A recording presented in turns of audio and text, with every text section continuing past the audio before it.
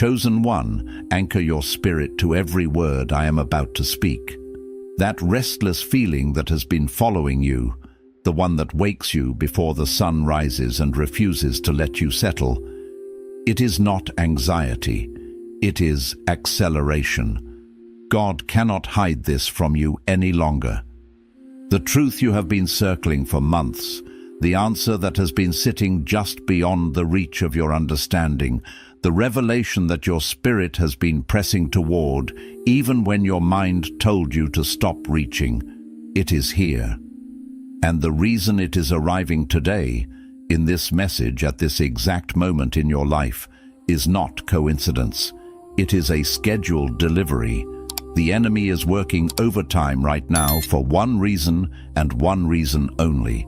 He knows that the moment you receive what God is about to show you, the assignment against your life loses every legal right it had to continue. It all shifts after this message. The confusion, the spiritual fog, the sense that you are missing something critical that everyone else seems to understand. But hear me clearly. It is not ending because you finally did something right after a long season of doing everything wrong. It is ending because of what you have already done in secret. The prayers no one witnessed, the worship in the parking lot at midnight, the moment you chose to trust when everything around you gave you every legitimate reason not to. Think back to that moment this week when the truth almost surfaced. When something in a conversation, in a scripture, in a sudden quiet, made your spirit stand at attention. Maybe you brushed it off because your mind moved faster than your spirit could process. Or maybe you sat with it, turned it over, felt the weight of it, and still could not find the words to explain what God was trying to tell you. You did not miss it. You were being prepared to receive it in full. You did not find this message by accident. The algorithm did not bring you here. God did. This is a divine appointment written before the foundations of the earth, scheduled for today, for this hour, for the exact version of you that is sitting here right now. You are standing at a threshold. Stay until the final second, because in the next few minutes, I am going to hand you the specific truth God has been concealing from your enemies while preparing to release it directly to your spirit. I am going to walk you through the evidence already embedded in your recent history that confirms this is not the beginning of your story. It is the culmination. And at the end, I am going to give you the declaration that seals this revelation into your identity so the enemy can never use your ignorance against you again. Do not click away. Your future self, the one already walking in the fullness of what God promised, is on the other side of the next few minutes. If you leave now, you walk away from the verdict before it is read. I know what the last 72 hours have felt like. The atmosphere around you has not simply been quiet.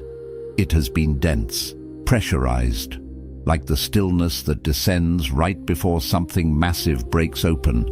Maybe you found yourself pausing in the middle of ordinary tasks this week, suddenly overwhelmed by a question you could not finish forming. A question about your purpose, your direction, what God actually thinks of you after everything you have been through. Or maybe you sat in a room full of people and felt completely alone in the knowing that something in your life is about to shift fundamentally, but no one around you can see it or prepare you for it. Or perhaps you woke up at 3 a.m. in the morning this week, and instead of fear, you felt urgency, like something in the spirit was pulling you forward before you were fully ready. You feel suspended between the person you were and the person God has been forming in the furnace. And in that suspension, the enemy has begun whispering a very specific lie. Listen carefully to your thoughts right now. He is telling you that the reason God has been silent is because there is something about you that God cannot work with anymore. He is replaying the moments of inconsistency in your mind, the times you doubted out loud, the prayers that felt hollow, the seasons where your faith was more confession than conviction. The accuser is telling you that God is withholding the truth from you, not to protect you, but because you have disqualified yourself from receiving it. But I need you to hear what the scripture actually says about this moment. Deuteronomy 29:29 says, "The secret things belong to the Lord our God, but the things revealed belong to us and to our children forever." Listen to that promise. The things revealed belong to you, not to the spiritually elite, not to those with perfect track records or unbroken faith, to you. God does not reveal truth to the deserving. He reveals truth to the ready. And the fact that you are here, that your spirit would not let you scroll past this, that something in you pressed play and stayed, that is not curiosity. That is readiness. You are not being kept from the truth because of your failures. You are being given the truth because of your faithfulness in places no one else could see. The heaviness you feel right now is not the weight of condemnation. It is the weight of revelation pressing against the last layer of the veil. It is the pressure of something enormous that is finally about to be named, understood, and placed in your hands as a weapon. You thought the silence meant God was finished speaking, but let me reframe your reality right now. The silence was not absence. The silence was preparation. God does not hide truth from his chosen to punish them. He conceals it until the moment it can be received without being wasted. And that moment is now. This is not God finally relenting. This is God releasing what was always yours. Some messages confirm what your spirit already knew. If something just shifted inside you, that is not emotion. That is activation. And what comes next matters more than what came before. The inner sanctum exists for exactly this moment in your journey. 365 days of divine transmissions delivered to you every single morning. A prophetic word, a decree of authority, a scripture weapon, and a prayer assignment written as if God is speaking directly to your situation. It also comes with the silent war, a spiritual attack diagnostic that reveals exactly where the enemy has been hitting you and gives you the counter prayer for each assault. Plus, the midnight watch. 30 prayers designed for the 3 a.m. hour that most chosen ones are already waking up to, but do not know how to use. The link is in the first pinned comment, but it will not stay there forever. So let us begin with the thing that has been hidden from you in plain sight. You have been treating this season of your life as nothing more than a sterile, impersonal waiting room, a holding pattern, a transient space where the clock seems to tick with agonizing slowness, and every moment feels like an exercise in passive endurance. You sit, observing the door, anticipating a grand entrance, a divine interruption that will finally signify your turn. This posture, this quiet resignation, this endurance devoid of genuine expectation, has led you to merely survive a season that was never intended for survival alone. It was designed with meticulous divine intention to be your most potent, most transformative school, because what God has been orchestrating in this profound and often unsettling silence is not an arbitrary delay, a test of your patience for patience's sake, but a deliberate, intricate process of making you capable. He is not merely passing the time. He is refining the instrument, sharpening the tool, strengthening the foundation for what is to come. There is an enormous, eternal difference between a delay imposed by circumstance and a preparation orchestrated by providence. One is a frustrating pause, a barren stretch where nothing seems to move. The other is a purposeful equipping, a rich season of internal growth, unseen but intensely active. And until that crucial soul-shifting distinction is not just intellectually acknowledged, but deeply settled, resonating within the very core of your spirit, you will inevitably continue to misread the intricate, profound calendar of heaven, misunderstanding the very rhythm of God's work in your life. Think about what happened to the prophet Elijah under the juniper tree. picture the raw power, the divine spectacle he had just orchestrated on Mount Carmel. He had just called fire from heaven, not metaphorically but literally, a consuming blaze descending to devour sacrifice, wood, and even the stones themselves. He had just witnessed the impossible, the undeniable triumph of God over the idols of Baal, with his own open, astonished eyes. The anointing on him was undeniable, the favor of God palpable. And then, in the aftermath of such a monumental victory, Jezebel, a single woman, whispered one venomous sentence, a mere threat, in his direction. The psychological whiplash was immense. From the pinnacle of spiritual triumph, he plunged into the abyss of fear and exhaustion. He ran into the desolate wilderness, seeking isolation, desperate for escape. He collapsed under a solitary juniper tree, utterly broken, emotionally shattered, and asked God, the very God who had just answered him with fire, to take his life. His prayer was not for strength, but for cessation. And what did God do in that moment of profound despair? God did not rebuke him for his fear. He did not condemn him for his perceived weakness, or remove the anointing that still rested upon him. Instead, God sent an angel, not once, but twice, with sustenance and a gentle command. Eat, because the journey is too great for you. It was a profound act of compassion, a recognition of his human frailty, not a judgment. God was not angry at his exhaustion. He understood it. He was not disappointed in his momentary lapse of faith. He was tenderly preparing him for the next mountain, for the greater work ahead. And the thing that strikes me with such piercing clarity about that pivotal moment is this. Elijah, in his profound weariness and self-condemnation, thought it was definitively over. He thought the silence that followed, the absence of further instruction or triumphant affirmation, meant he had failed too publicly, too completely, to ever be used by God again. He saw an ending. But even then, in his deepest valley, God was already planning the chariot. God was not contemplating his failure. He was orchestrating his magnificent exit, his ultimate vindication, and his ascent to glory. He was not letting him go. He was preparing him for takeoff. The silence in your life right now is not God's disappointment. It is not an indictment of your worth or a sign of his withdrawal. It is unequivocally his transportation. He is not abandoning you in the desert. He is fueling the vehicle, charting the course, and readying you for the journey into the fullness of your destiny. But here is where this revelation goes immeasurably deeper, touching the often unseen currents beneath the surface of your spiritual experience.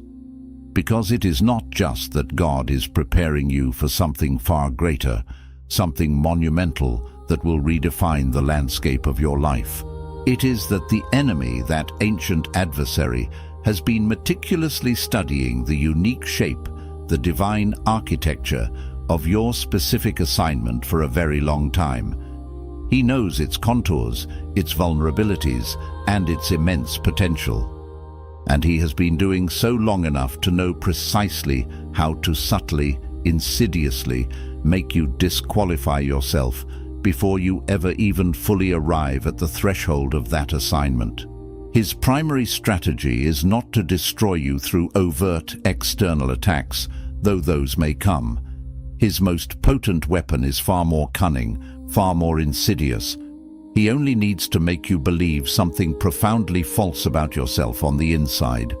That is the entirety of his dark, deceptive strategy. He seeks to plant seeds of doubt, to cultivate a narrative of unworthiness, inadequacy, or fatal flaw within your own soul. And the lie he has specifically chosen for you, the particular bespoke deception engineered with surgical precision for the very architecture of your calling, designed to dismantle your confidence at its foundational level, is the lie of premature conclusion. It is the insidious whisper that says, "This is how the story ends. This last painful chapter, this devastating setback, This season of profound silence was the final chapter, the epilogue of your hopes and dreams. It tells you that the agonizing silence since then merely confirms what the pain of that last chapter suggested, that you are finished, that your purpose has been irrevocably derailed, that the best of you is behind you. But I need you to grasp, with every fiber of your being, something fundamental about how God, the divine author of all narratives, actually writes. He does not, under any circumstances, end his glorious stories in the middle of the wilderness. The wilderness is never the ultimate destination. It is always, without exception, the crucial, refining, preparatory chapter just before the promised land. It is the crucible where character is forged, where hidden strengths are discovered, where dependence on him becomes absolute. It is the proving ground, not the graveyard of dreams. Just as Israel wandered, learned, and was purified in the desert before stepping into Canaan, so too is your wilderness, a necessary part of the journey, not the final destination of your divine narrative. And what is coming next will likely surprise you, perhaps even jar your spirit, because it is precisely the part of this profound message that the enemy most desperately wants you to miss, to ignore, to dismiss as mere coincidence or unfortunate circumstance. Here is what God has actually been doing, with deliberate precision and profound wisdom, while you were interpreting his strategic silence as a vast, uncaring distance, as a sign of his absence or indifference.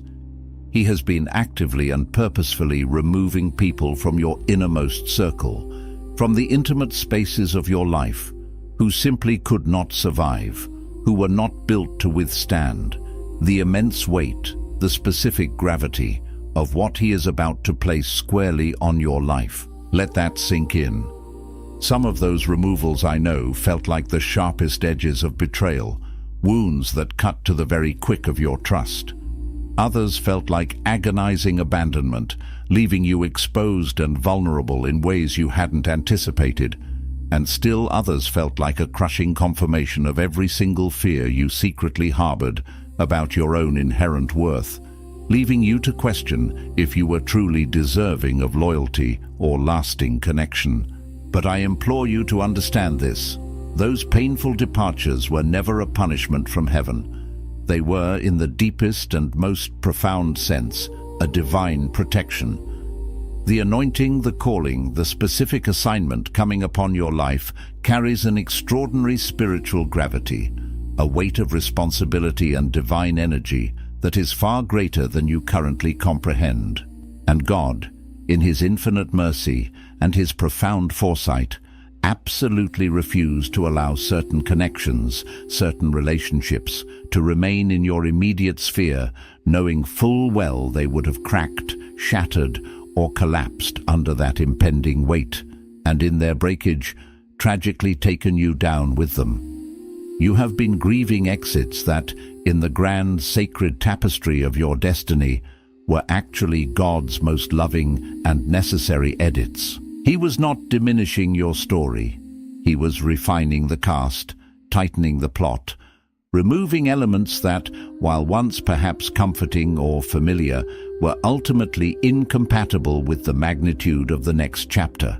He was pruning, not destroying, so that the growth that follows can be stronger, healthier, and more fruitful than you could ever imagine. And this leads us to something incredibly powerful, a truth that most people who find themselves sitting in exactly your present position never fully receive, never quite allow to permeate their guarded spirits, because they are so intensely focused on what tragically left, on the voids and absences, that they rarely, if ever, turn around to truly see and acknowledge what steadfastly stayed. Take a moment right now to consciously shift your gaze. Look deeply at what is still standing, still resilient, still firmly rooted in your life. Consider the relationships that, against all odds, have survived the intense fires of testing and trial, emerging not unscathed, but undeniably stronger, their bonds forged in the heat. Reflect on the bedrock of faith that, Though it may have bent and swayed precariously under the immense pressure, somehow miraculously did not break, proving its intrinsic divine resilience. Acknowledge the cherished dreams that may have grown quieter, hushed by disappointment or the din of external doubt, but never, not once, fully went silent, their ember glowing faintly, awaiting the breath of God. That persistence is not merely human stubbornness or a refusal to let go. That, my beloved friend, is covenant. That is the indelible mark of divine commitment, a sacred pact that transcends the temporal. And God, in his unwavering faithfulness, honors what remains, what endures, what stands after the burning. For it is often in those very remnants that the seeds of the next great chapter are found. Think of Shadrach, Meshach, and Abednego in the inferno of the fiery furnace. The narrative is potent, unforgettable. The fire was not metaphorical, it was terrifyingly real, stoked to 7 times its usual intensity. The heat was scorching, tangible, a consuming force. The threat of annihilation was absolute and imminent. Yet, when King Nebuchadnezzar, filled with rage and then astonishment, peered into the impossible depths of that furnace, he did not witness 3 men dying, perishing in the flames. To his utter bewilderment, he saw 4 men walking casually amidst the fire, unbound, unharmed, conversing as if in a garden. And the detail that carries the most profound weight, the most liberating truth in that entire passage, is not merely that they survived the fire. It is that when they finally emerged, stepping out of the inferno into the astonished silence of their captors, the only thing, the singular item that the fire had miraculously consumed, was the very thing that had been binding them: the ropes. Not their robes, which remained unsinged, not their hair, not their skin, certainly not their unwavering faith, not their God-ordained future. Only the thing that had held them captive, tied them down, and threatened to restrict their freedom. Your furnace, the season of intense heat and pressure you have navigated, has been burning the rope, my friend, not you. It has been consuming the limitations, the constraints, the fears, the old agreements, and the self-imposed boundaries that once bound you, preparing you for a liberty you have not yet fully known. Stay with me. Lean in, because what I am about to share next is not just a piece of insight. It is the absolute, non-negotiable part that fundamentally breaks the cycle. It is the crucial understanding that explains why you have found yourself orbiting this same mountain, experiencing this same pattern of spiritual motion more than once, perhaps even countless times. It explains why the breakthrough, the promised land, seems to arrive tantalizingly close, its fragrant breezes brushing your face, only to seemingly retreat, pulling back just beyond your grasp. It sheds light on why you touch the very edge of what God promised, your fingertips brushing against the hem of divine fulfillment, and then, inexplicably, find yourself spiraling back to a place that feels hauntingly familiar in all the wrong, most frustrating ways. There is a powerful, immutable principle embedded deeply within the kingdom of heaven, a foundational truth that, regrettably, most believers never truly get taught, never fully integrate into their spiritual framework. It is the uncompromising principle of stewardship before supply. Simply put, God, in his divine order and wisdom, does not release the fullness of what he has promised, the complete measure of your inheritance, until he has unequivocally confirmed that you have become truly responsible, truly faithful, truly trustworthy with the portion, the small measure, the initial seed that you already carry. And I know with absolute certainty that this truth can feel intensely confrontational, even jarring. I know that the natural, immediate response is often to quickly list every monumental sacrifice you have made, every heartfelt seed you have sown, every act of quiet, arduous obedience you have rendered faithfully in the dark, unseen corners of your life, And let me be clear, those things are absolutely real. They are profoundly recorded in heaven. They are seen, deeply appreciated and cherished by God. But there is a specific, nuanced area, and your spirit right now, as I speak these words, already knows precisely what I am pointing toward, an inner knowing stirring within you. There is a specific, often overlooked area where God has been meticulously watching, carefully evaluating to see whether you would honor the small, whether you would prove faithful in the seemingly insignificant, before he could, in his perfect timing, truly trust you with the immensely significant, the weighty, the expansive. It is not the grand, spectacular gestures, the public displays of devotion, or the dramatic acts of sacrifice that God is primarily evaluating in this season. While those have their place, his discerning eye is fixed upon something far more telling. It is the unwavering consistency in the ordinary, the quiet integrity woven into the fabric of your daily life. It is the prayer you almost skipped, the one offered in exhaustion, yet offered nonetheless. It is the word of encouragement, the timely insight, the prophetic whisper you almost withheld from someone who desperately needed it, but chose to release anyway. It is that crucial moment of unobserved integrity when no human eye was watching, when the path of compromise would have cost you absolutely nothing visible, nothing tangible in the eyes of the world. Yet you chose the narrow, honorable road. Those are the profound, often silent moments God has been marking, not to judge you with a critical eye, but to certify you, to affirm your readiness, to confirm your capacity for what lies ahead. He is not looking for perfection. He is looking for faithfulness in the hidden places. Consider the remarkable life of Joseph. He did not ascend to the position of second in command over all of Egypt merely because he possessed the supernatural gift to interpret Pharaoh's dream. That was the visible catalyst, the divine key that unlocked his freedom. No, he became second in Egypt because he had already proven, unequivocally, in the pit of betrayal, in the house of Potiphar enduring false accusation, and in the forgotten confines of the prison, that he could carry the immense weight of authority, power, and influence without letting it corrupt the integrity of his soul or distort the purity of his character. By the time God finally elevated Joseph to that dizzying pinnacle of power, God had already rigorously tested and confirmed the underlying structure, the spiritual framework upon which that monumental elevation would securely rest. The palace, with all its glory and responsibility, was always the ultimate destination, the promised land of his purpose.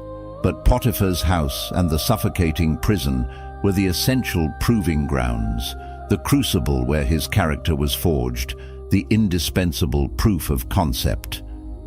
God has been running your proof of concept. He has been testing your foundations, strengthening your inner architecture, preparing you for the very weight of glory that is about to descend. And this brings us profoundly to the real turning point, the precipice upon which many spiritual journeys falter, because here is what the enemy, that master strategist, has been counting on with chilling precision this entire time. He has been counting on you arriving at this exact point in your journey, physically, emotionally, and spiritually exhausted enough to, in your profound weariness, accept something far less than what God, in his boundless generosity and infinite wisdom, actually promised you. He knows with the certainty of ancient malice that weariness is the fertile, yielding soil in which premature settlement, that subtle saboteur of destiny, thrives and grows. He understands that after a season saturated with enough crushing disappointment, enough agonizing delay, enough disorienting confusion, even the most anointed, the most called, the most passionate person will begin, almost imperceptibly, to negotiate their own grand divine promise down to a more manageable, less intimidating, more realistic size. They begin to shrink their vision to fit their current pain. And so, with diabolical cunning, he has been actively manufacturing circumstances, orchestrating subtly appealing opportunities, specifically designed to make a lesser, diluted version of your glorious destiny appear like a welcome relief, a much-needed reprieve from the relentless pressure.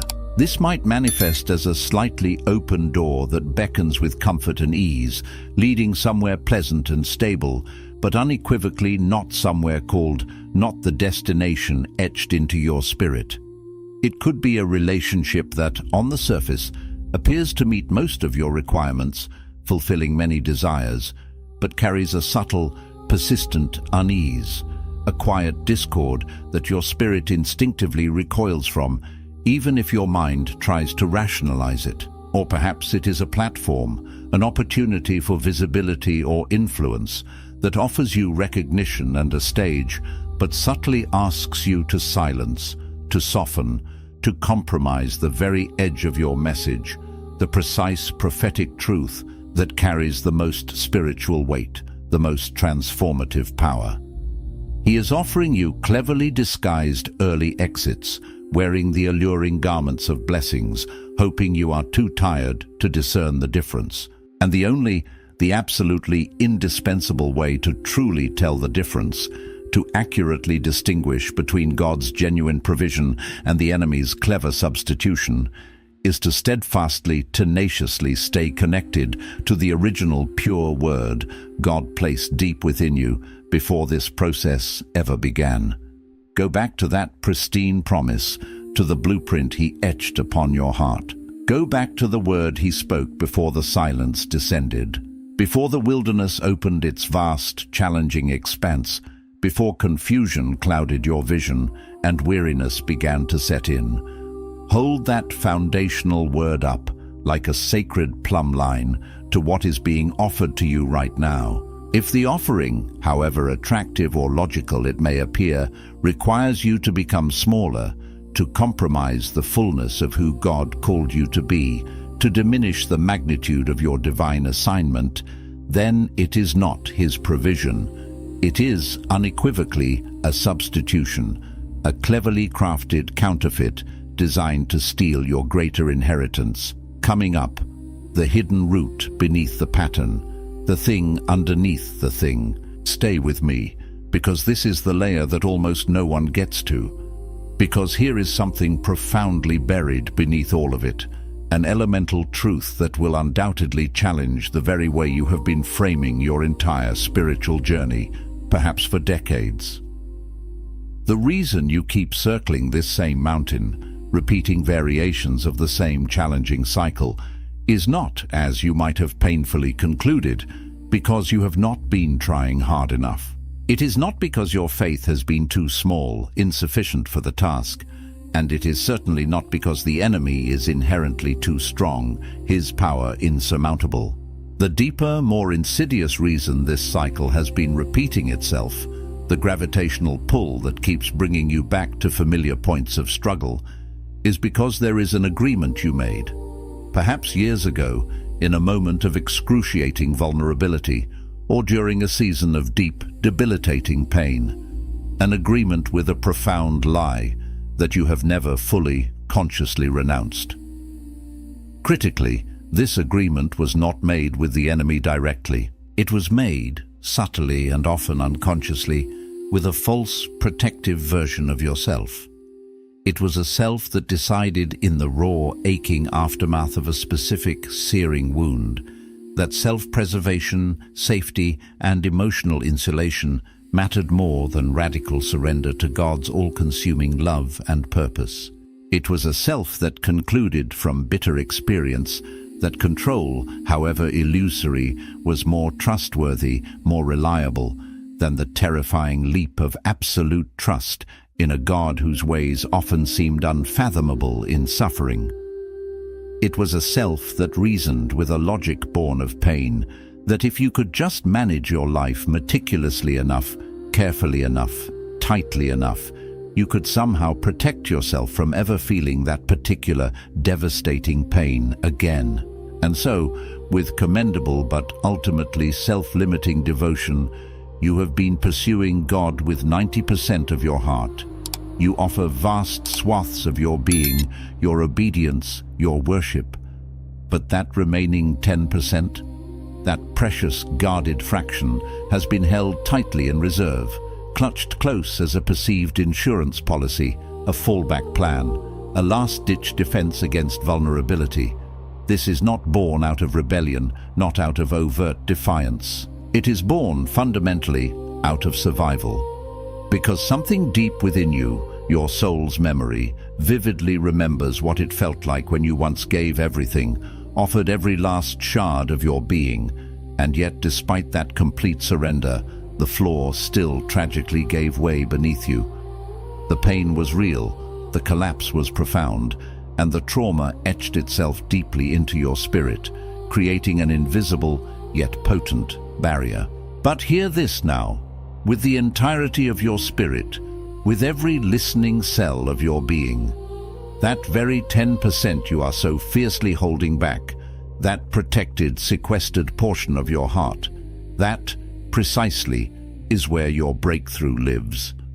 Not because God is a demanding taskmaster, withholding his goodness until you pay the full price in a transactional manner. Absolutely not. But because the very thing you are desperately trying to protect, the wounded, tender place you've cordoned off, is the exact thing he needs full, unhindered access to in order to finally, comprehensively heal it. You cannot, by the very nature of divine reciprocation and spiritual law, receive the fullness of what God has destined for you, the boundless expanse of his grace and power, while simultaneously guarding, managing, and withholding the one part of yourself you decided, in a moment of pain, that he could not be fully trusted with. It's an energetic blockage, a self-imposed limit on the flow of divine love and transformation. This is not a rebuke. This is not a judgment. This is, in its purest, most profound essence, the most loving, most liberating truth heaven can speak to you right now, a tender invitation to holistic freedom. And here is the part, my friend, that you probably did not expect. The truth that will fundamentally reframe your understanding of yourself and your divine purpose. The very thing you have been calling your weakness, that specific, tender, highly sensitive place you have been secretly ashamed of. The vulnerable area where you feel most inconsistent in your faith, most unqualified for any significant calling, most exposed to judgment or failure. That, I declare to you, is not the liability you have mistakenly named it. No, that precisely is the very location of your anointing. This is a foundational truth of the kingdom. God does not call the equipped, he unequivocally equips the called. And the places in you that feel the most broken, the most fragile, the most susceptible to human frailty, are paradoxically the very places he most often, most powerfully, and most miraculously chooses to pour his divine power through. Why?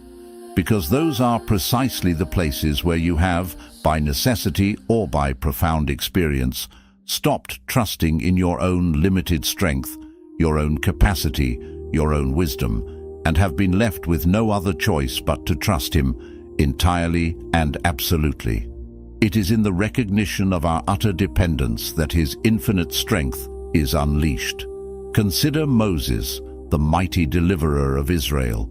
He carried a significant stutter, a speech impediment that made him feel utterly unqualified to be the voice of God to a powerful Pharaoh and a multitude of people. Yet, in the hands of God, that very perceived weakness became the conduit through which the divine decrees flowed, transforming him into the very mouth of God to an entire nation. Think of Jacob, the schemer and the supplanter. After his momentous wrestling match with the angel of God, he walked away with a profound limp, a physical reminder of that agonizing, transformative night. But he did not hide that limp in shame.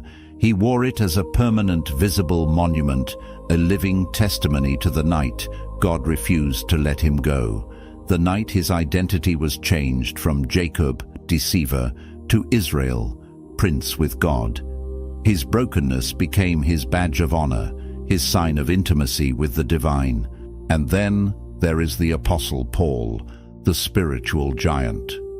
He carried a mysterious, debilitating thorn in the flesh that tormented him, a weakness so profound that he prayed 3 times, fervently and desperately, for God to remove it.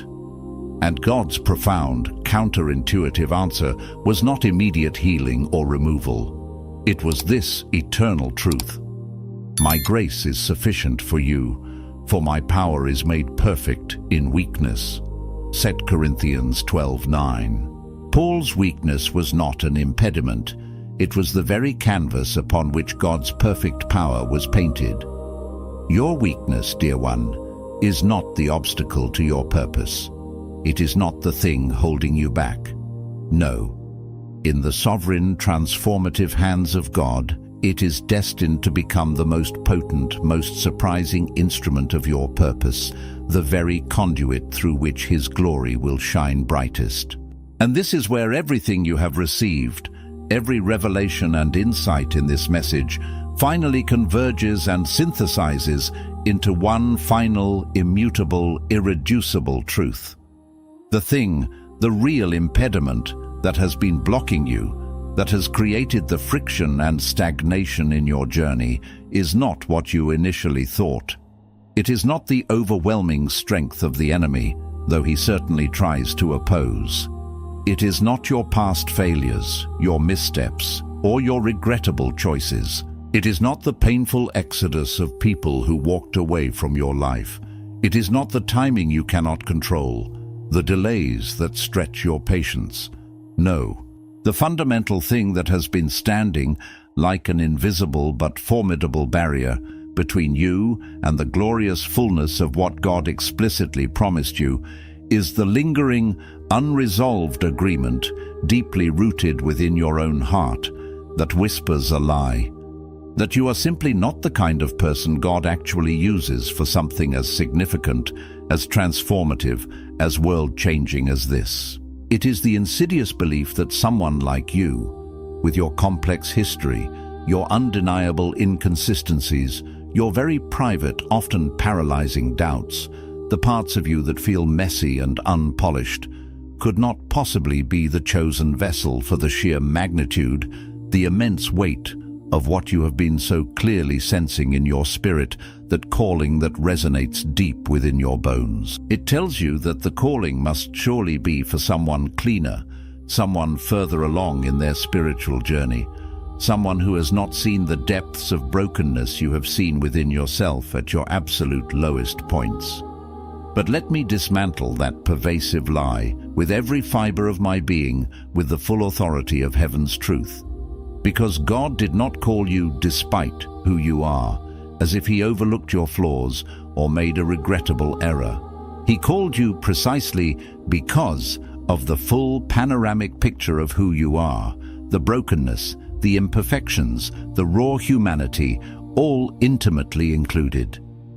He chose you with intentionality and foreknowledge, knowing your entire file. Not just the highlight reel of your accomplishments or your best moments. No, the whole, unedited, comprehensive file. And He looked at everything, every failure, every fracture, every moment of perceived faithlessness, every insecurity, and His unwavering, unshakable verdict was still a resounding, unequivocal yes. You have been waiting perhaps for a lifetime for external permission, for an outside voice or a confirming sign to finally believe that truth about yourself. This, my dear friend, is that permission. It is your divine authorization. The profound revelation you've been seeking was never truly coming from outside you, delivered like a message from a distant shore.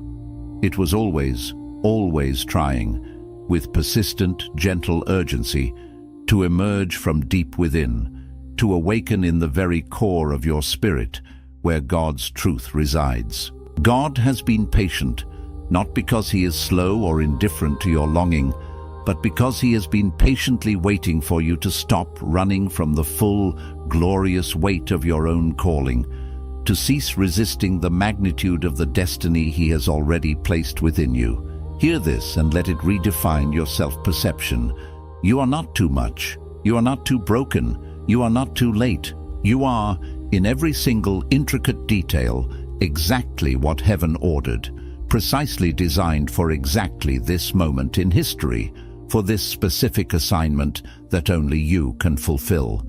And right now, before you do anything else, before you close this message, before you move on to the next urgent demand the day relentlessly places upon you, I need you, with intentionality and deep conviction, to place your hand over your heart and speak this aloud. Because the declaration you make over yourself in this sacred moment is not an empty ritual, a mere recitation of words. It is a powerful, legal decree in the spirit realm. The enemy hears it and recoils from its truth. Heaven records it as an affirmed covenant, and your own spirit, awakened and aligned, seals it as an undeniable truth within your being. Say this: I renounce every agreement I have made with the lie that I am disqualified. I release the version of myself that tried to survive by holding back. I am no longer managing the portion of my heart that God is asking for. I surrender the tender place. I surrender the protected place. I open every room I have been locking. I receive the fullness of what has already been written about me in heaven. The breakthrough is not coming. It is already here, moving toward me with velocity, and I choose to stand still long enough to receive it. I am not too late. I am not too broken. I am not too much. I am the exact vessel God chose for this exact moment. And I walk forward from here in the knowledge that I am seen, I am known, I am called, and I am fully covered by the grace that never required me to be perfect to be chosen. If this message reached the place in you that needed it most, do not let it remain a private experience. There is someone in your circle right now who is in the same suspension you were in at the beginning of this message. Send it to them. Not because it is content to be shared, but because this is how God moves. Through one voice reaching another, through one spirit recognizing what a brother or sister needs before they know how to ask for it. Leave a word below that describes what shifted in you today. Not for me. For the next person who arrives here carrying the same weight you carried in, who needs to see before they even begin that what is waiting for them on the other side of this message is worth staying for. You are not an audience in this moment. You are a witness. And your testimony has weight.